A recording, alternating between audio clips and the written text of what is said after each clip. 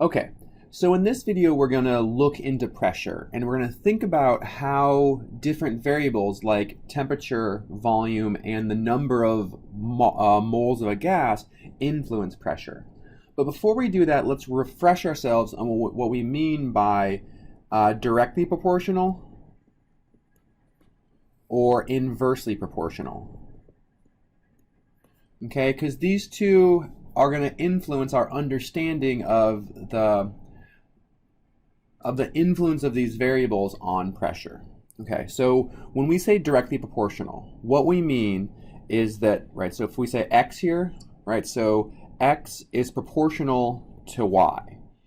Okay, so this little symbol here means proportional. So mathematically, what this would basically be is x equals some constant, we'll call it k, times y.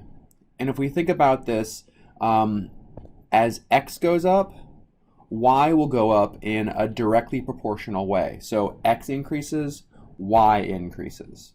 Okay? And in terms of a graph, if we were plotting x versus y, we would actually see x increasing while y increases, right? So we consider this point here.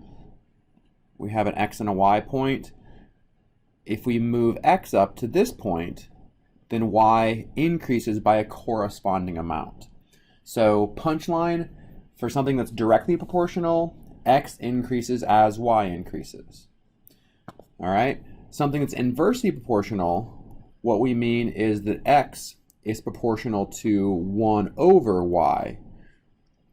Or we could say that x equals some constant over y. Okay, so in this case, as x increases, y must be decreasing. Okay, so if we were to plot this, an inversely proportional situation, we're saying that as x increases, y is decreasing. So at really high x values, we have really low y values. But at really low x values, we have really high y values. So we end up seeing a curve that looks kind of like this. Okay, this graph would be inversely proportional, while this top graph here would be directly proportional. Okay, with that review done, let's go ahead and think about how and why these concepts apply to pressure and the ideal gas law. Okay, so the ideal gas law tells us that PV equals nRT. Okay, so what this is all telling us is that pressure is equal to nRT over V. So our pressure term here is dependent on the moles of gas, the temperature, and the volume all in some way. Okay, so if we kind of think about this, what we see here is that pressure equals nRT over V, right? So pressure is directly proportional to the moles. As pressure goes up, the moles of gas can also go up. Pressure is directly proportional to temperature, but pressure is indirectly proportional to volume, right? So when we solve for pressure here, we see that it's something over V. So pressure is indirectly proportional to volume, but directly proportional to moles and to temperature. So what that should tell us is that if we were thinking about a graph and we were plotting pressure versus temperature, we see that it's directly proportional, so we should expect a straight line, pressure increases with temperature. If we were plotting pressure and moles, directly proportional, so we would see this line, right? So now we're in a mole situation. However, if we were plotting pressure versus volume, now in this case, we've said they're indirectly proportional, so we would expect to see this inversely proportional type graph. Okay?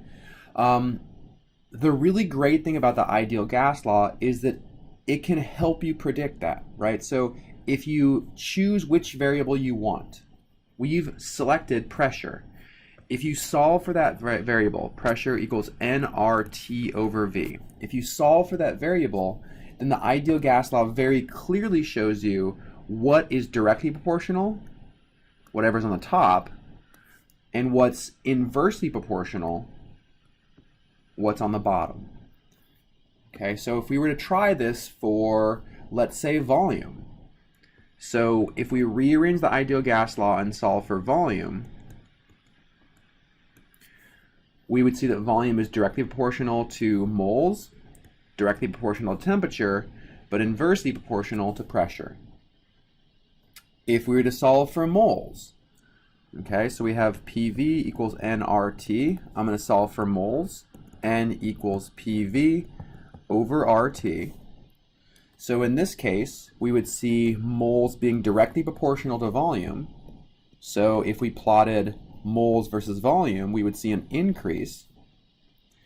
We see moles directly proportional to pressure, so the same thing would be for pressure, but we see moles are inversely proportional to temperature. So if we were plotting moles versus temperature, we would actually see the situation where as moles increase, temperature is low, but as temperature is high, moles are low. Okay? In the next video, we're going to again think more specifically about pressure and explain why pressure is directly proportional to moles, directly proportional to temperature, and inversely proportional to volume.